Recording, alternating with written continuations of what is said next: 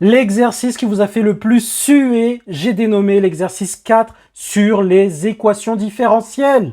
Et un petit peu de suite aussi. Reste bien jusqu'au bout pour voir exactement comment je raisonne et comment tu aurais pu faire pour t'en sortir, même pour des questions qui paraissaient difficiles et insurmontables. Je parle bien évidemment du bac métropole tombé le 17 juin, jour 1. Et je te laisse lire le début de l'énoncé de l'exercice 4 et moi j'attaque avec la question 1, calculer la superficie que devrait recouvrir la Posidonie au 1er juillet 2025 d'après ce modèle. Bon, ça équivaut simplement à calculer U1, et donc on met dans la relation de récurrence, ça nous fait ceci, ça nous fait un 28.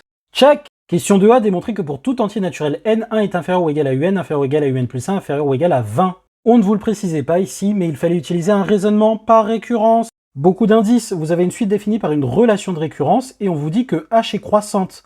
Or, vous constatez que h, c'est l'expression ici. Un plus 1, c'est h de un. Et en plus, ce genre de question, vous avez l'habitude, c'est tombé dans foultitude de sujets. Allez, c'est parti, on corrige. Initialisation, bien évidemment. Check. L'hérédité, je ne fais pas la rédaction propre, donc j'écris simplement l'hypothèse de récurrence directement, et je vais me retrouver avec la même, mais ici un plus 1, un plus 2. Et donc je vais appliquer h à cette inégalité. Donc je calcule h de ça, de ça, de ça et de ça. Et j'obtiens bien toutes ces inégalités-là. Pourquoi? Parce que h est croissante sur 0,20 d'après l'énoncé. Là. Et donc on calcule h de 1, ça fait 1,28, c'est plus grand que 1. h de un, c'est un plus 1.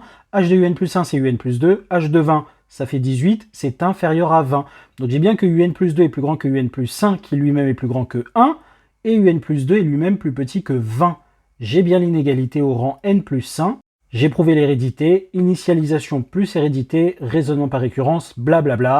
Check. Les deux dernières questions, c'est du archi classique, des points donnés, vraiment B, en déduire que un converge, on note sa limite. La suite un est croissante et majorée, d'après la question précédente, donc par le théorème de convergence monotone, on peut dire que un converge. Un point gratuit, check. Justifier que L égale 15, encore une fois, une question hyper classique. H est un polynôme, donc H est continu sur 0, 20. La relation de récurrence qui définit un, c'est un plus 1 est égal à H de un pour tout n entier naturel. Et on a montré à la question précédente que un converge vers grand L. Donc, d'après le théorème du point fixe, on a que L est égal H de grand L, ceci. Je résous l'équation, donc je retranche L des deux côtés, je me retrouve avec 0,3L et je factorise par L. Donc j'ai L facteur de, ici, moins 0,02L plus 0,3. Un produit est nul, c'est seulement si l'un des facteurs est nul, donc ça égale à 0, donc L égale à 0, ou ça égale à 0, ce qui me donne L est égal à 15. Vérifiez les calculs, même si je passe vite. Mais on a montré avant que un est plus grand que 1 pour tout n, donc c'est pas possible que un converge vers 0, sinon elle s'accumulerait vers 0, or elle est bloquée par 1. D'où L est égal 15. Check. Question 3, A, sans aucun calcul, justifier que d'après ce modèle, cela se produira. Comment on sait qu'on va dépasser 14 hectares? Encore une fois, question donnée. On est croissant et on tend vers 15, donc on va être aussi proche qu'on veut de 15, et même ici de plus en plus proche, on peut le dire, puisqu'on est croissant. Donc oui, nécessairement, on va dépasser 14. Yes! B, recopier et compléter l'algorithme suivant pour qu'en fin d'exécution, il affiche la réponse à la question des biologistes. Les amis, concentrez-vous. Vous l'avez fait plein de fois Python, il faut juste comprendre comment fonctionne un algorithme de seuil. Donc n prend d'abord la valeur 0 et u la valeur 1. Vous avez noté que n c'est le rang et u ça correspond à l'expression de la suite qu'on a appelée un et en plus u0 vaut 1. On a une boucle while qui signifie tant que. Tant qu'une certaine condition va être vérifiée, on va changer les valeurs de n et de u. L'égalité ici c'est le sens de l'affectation, donc je vais écrire une expression qui changera ces valeurs, et tant que la condition sera vérifiée, on continuera. Et dès qu'elle n'est plus vérifiée, je ressors. Mais comme je vous l'ai déjà expliqué dans des précédentes vidéos, ici ce qu'il faut mettre, c'est la condition contraire de ce que veulent les biologistes. Parce que nous, on veut savoir quand est-ce qu'on dépasse 14. Ce qu'il faut mettre dans la boucle tant que pour avancer dans les termes des suites, c'est être en dessous de 14.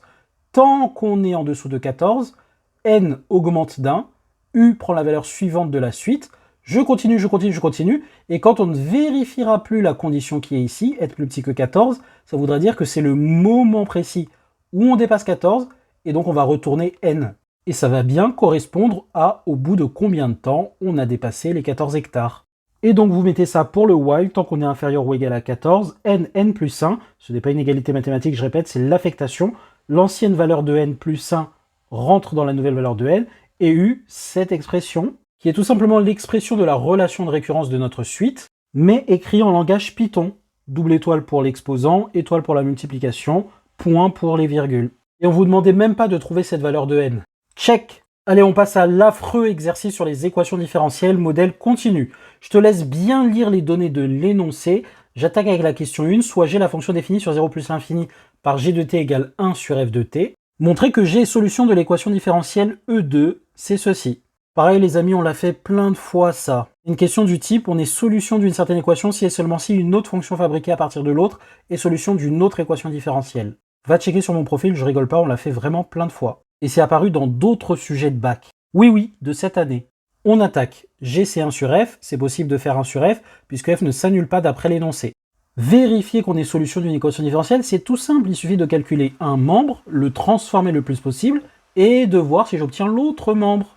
Pardon, ici on était pour G avec celle-ci. Donc je vais calculer G', je vais transformer le plus possible, et on va voir si j'obtiens ceci. Donc on précise que G' est dérivable en tant qu'inverse d'une fonction dérivable non nulle, et donc pour tout t dans R+, j'ai que G' de t c'est moins f' sur f carré, formule de dérivation. Or, je sais quoi sur f'? Je sais que f est solution de cette équation différentielle, donc je sais que f', c'est cette expression-là où les y sont remplacés par des f. Eh bien, je remplace tout simplement, du coup j'obtiens ceci.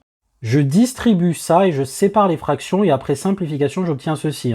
Donc j'ai un f ici qui se simplifie avec le f carré, et donc j'ai moins 0,02 fois 15 sur f, moins 0,02 fois moins f, et il me reste un f en bas, donc il y en a un qui est parti, il n'y avait plus de carré, donc moins f là sur le f qui reste, ça va me faire moins 1, donc moins 0,02 fois moins 1 plus 1, donc plus 0,02. Et ici j'ai bien ceci sur f, j'ai un f en haut, 2 en bas, donc il m'en reste 1 en bas. Sauf que j'ai un sur f, ça c'est un fois 1 sur f. Et donc l'expression, quand je la réécris, elle me donne ceci, et 1 sur f, c'est exactement g. Donc l'idée c'était de faire apparaître l'expression de g pour voir si on obtenait ça. Et je remplace 1 sur f par g, et j'ai ce qu'il faut. J'ai montré que g', c'est égal à moins 0,3g plus 0,02. Ça c'est exactement dire que g est solution de cette équation différentielle-là. Check. 2. Donner les solutions de l'équation différentielle E2. On connaît ce type d'équation différentielle d'après le cours. Et les solutions, ce sont les fonctions qui sont données par cette expression c dans r. Là, j'ai fait moins b divisé par a et j'ai simplifié. Donc c fois exponentielle de moins 0,3t. On n'oublie pas le c dans r parce que pour chaque valeur de c, cette fonction est solution. Check. En déduire que pour tout t dans 0 plus l'infini, f de t est égal à cette expression. Je sais que f c'est 1 sur g. Puisque g c'est 1 sur f, je multiplie par f, je divise par g, donc j'ai bien f est égal à 1 sur g. Et je sais que g est solution de E2 d'après la question 1. C'est ce qu'on a montré ici. Mais je sais que les solutions de l'équation 2, elles ont 7 têtes. Donc g a 7 têtes pour une certaine valeur de c. Et donc f c'est 1 sur g, 1 sur ce truc-là, pour une certaine valeur de c. On regarde bien l'expression et nous on veut un 15 en haut et un 1 ici. Donc il faut s'arranger pour ne plus avoir 1 sur 15 et là ne pas avoir 1. Donc il faut multiplier en haut et en bas par 15, ce qui fait ce qu'il faut. J'ai un 15 en haut, j'ai 15 fois ce truc-là, plus 15 fois 1 sur 15, qui me fait bien 1. Et ensuite, on utilise l'énoncé f de 0 égale 1. Oui, c'était indiqué là. Et donc, dans cette expression, je remplace t par 0. Donc, ça me fait exponentielle de 0 qui vaut 1. Donc, en bas, j'ai 15c plus 1. En haut, j'ai 15. 15 sur 15c plus 1 égale 1. J'ai cette équation en multipliant par 15c plus 1. Je retranche 1, je divise par 15. J'ai que c est égal 14 sur 15. Donc, dans cette expression-là, c est égal 14 sur 15. Avec le facteur 15, ça me fait bien un 14. D'où pour tout t dans R+, f de t est égal 15 sur 14 exponentielle moins 0,3t plus 1. Check. 4. Déterminer la limite de f en plus l'infini. Ça tend vers moins l'infini dans l'exponentielle, donc l'exponentielle tend vers 0. Et donc au dénominateur, je tends vers 1, et donc par quotient, je tends bien vers 15. Check.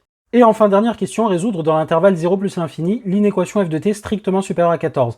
Interpréter le résultat dans le contexte de l'exercice. Eh bien, j'écris l'inéquation et je remplace f par son expression, donc j'ai ceci. Je multiplie par le dénominateur qui est strictement positif, exponentielle strictement positif, fois 14, l'addition de tout ça strictement positif, donc l'inégalité ne change pas de sens. Je divise par 14, j'ai 15 sur 14, je retranche 1, 15 sur 14 moins 1, et je divise par le 14 ici. J'ai bien 1 sur 14 fois tout ça, je mets au même dénominateur, ça me fait 15 moins 14 sur 14, ce qui me fait 1 sur 14 multiplié par 1 sur 14, 1 sur 14 carré qui est supérieur ou égal à exponentielle moins 0,3t.